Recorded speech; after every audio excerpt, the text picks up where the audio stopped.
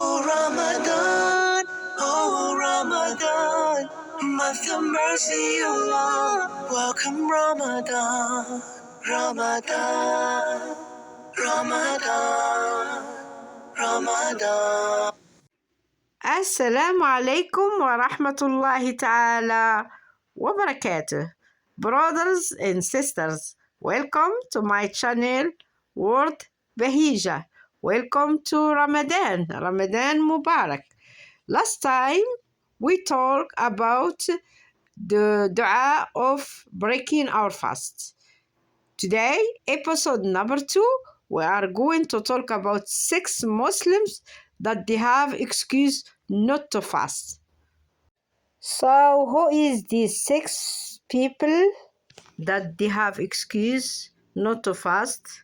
And we will talk about all the detail, what they should do, and how they are going to treat Ramadan. The first one, it is the insane. The second one, it is the sick person. The third one, it is the traveler. The fourth one, it is the woman who is pregnant or have the period. The fifth one, it is the young child. And the sixth person, it is the older who very weak, he can't fast. Now let's talk about each one with the detail. First one, the insane. The insane is exempt from fasting Ramadan. Why? Because he don't have mind. He don't know what he's doing. He don't know where he is. He don't know nothing. For this reason, you don't have to fast. So to fast, you have to have your mind and you have to know what you are doing. So for this reason, you don't have to fast forever. Second person, which it is the sick person. Allah subhanahu wa ta'ala, He make for us everything easy. He never put us in difficulty. When He asks us to fast, He asks us to fast for our benefit. He asks us to fast to feed the poor people. He asks us to fast so we can have a rest to our body. He asks us to fast so we can make our soul very good, so we can have more faith, so we can be close to Allah subhanahu wa ta'ala. That's why He asks us for fasting. And because Allah subhanahu wa ta'ala, He wants everything to take it easy, and He wants to make for us life easy, He give us permission not to fast if we don't feel good, if we are sick, or we don't feel good. We have the permission to break our fast this day that we are sick, and you can come back these days after you feel better and you feel well, then you can come back these days and fast these days in another time. And you can fast these days separate. You don't have to fast it one after the other. Like, for example, if you were sick for 10 days and you didn't fast 10 days, after Ramadan, you can fast every month, like 2 times. For example, until you finish your 10 days. Allah subhanahu wa ta'ala is very merciful. Okay, the third person, it is the travel. We know, especially in the time of the Prophet ﷺ, traveling, it was very difficult because you ride the camel, you ride the horsey, you go a long way in the sun shining, in the Sahara, in the desert, and stuff like that. So it's very difficult for the person to stay without water, without food. So for sure, in this time it was more difficult than the time we are now, but still the time we are now, even if we travel with the car, or we travel by the bus or like that, some if it is a long distance or like that, we feel tired and we feel need the water, we need the food. For this reason, Allah subhanahu wa ta'ala, He make it easy for us, and He say, no problem, break your fast and fast another time when you are not traveling. So Allah subhanahu wa ta'ala is very merciful, as I say. So for the person that he travel somewhere very far, and he feel like he need some water or he need to eat, he can break his fast, especially if the distance is very long, and he will come. He have to come back this day another time. After Ramadan, we have like 11 months to reach the other Ramadan, so he have 11 months to come back these days anytime he wants. Allah is merciful. Now we go to the fourth person, who is the woman that she's pregnant, or the woman that she's breastfeeding, uh, or the woman that she have her period. So for all these three, we will talk about these three people, person. So for the woman that she's pregnant, if she can't fast, because difficult pregnancy, and she need to take care of the baby inside, and she cannot fast. She have the permission not to fast, so she can feed her baby inside herself good and better, and she can come back this month, after or days. It depends how she feel. If she feel that she can't fast at all, she cannot fast whole month. If she feels that she can fast some days no, she can do like that. Also, of course, the woman that she have the period, she cannot fast or make salat prayer. So for the prayer, you don't have to come back these days for prayer, but for fasting, if you didn't, for example, if you have the period for like 5 days or 1 week or like that, after Ramadan, you have to come back these days. For the woman also breastfeeding, she can break her fast if she feed the baby and she feel very weak and she need water, she need to feel strong. She can break her fast until she feel better. Then she can come back this day. Now let us talk about if a person, if a woman, she couldn't come back this day in whole years. For example, she was feeding the baby for whole years. She couldn't fast, or she was pregnant for 9 months, and again, like that, in she couldn't come back the whole month because she have to come back whole month. So there is another solution, which she have to feed 30. We have 30 days in Ramadan, so she have to feed 30 people homeless, feed them for each day the food that she is eating, and it's called half of sa'.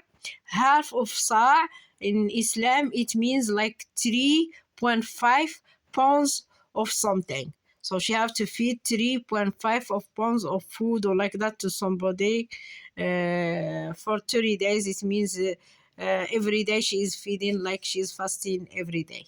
So that's how she can come back. That's if she couldn't do it. Okay, now the five person that he have excuse not to fast, it is the child, the young child. So Allah subhanahu wa ta'ala, he make it easy for us. For the young child, he don't have to fast until he became teenager.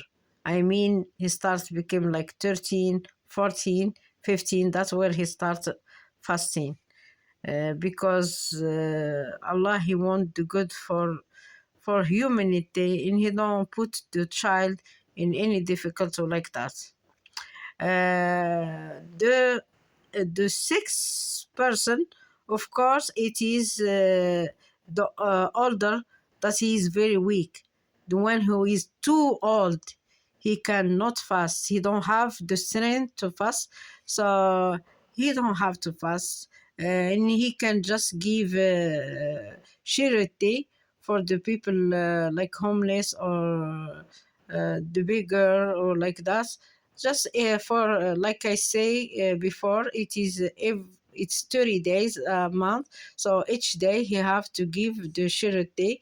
It is half of sa', which it is 3.5 pounds of whatever food he want to give for each day. So that I make it easy for everyone. I hope I explain everything.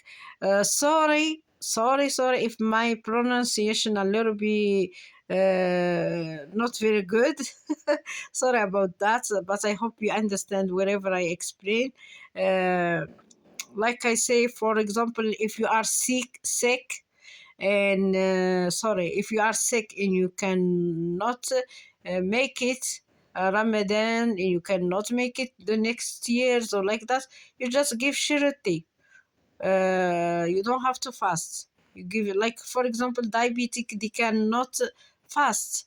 Some type of diabetic, they do insulin and like that, they cannot fast. They cannot make it, so they can just give charity instead of fasting for each day, and like that. So two people, they don't have to do anything. They don't have to fast or anything, which like I said, the one who don't have his mind, the insane, and also the child, no doubt. The other, if they can make it, that's fine. If they cannot make it, they will make it another time after Ramadan. Especially the one who she is having the period, she cannot fast or go make her salat because she need to clean herself. So the one who have the period, she have to wait until she clean herself from the period, depending about her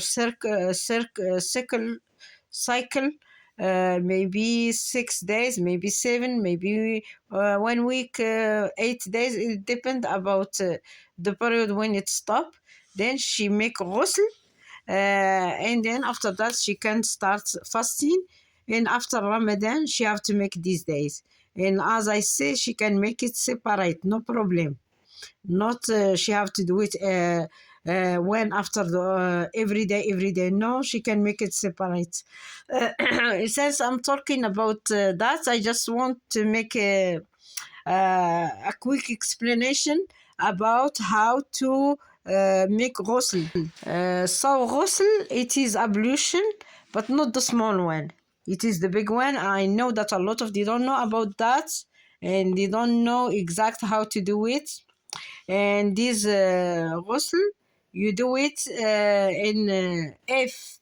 if you have a relationship with your husband, or if you have the period, uh, you have to do the ghusl.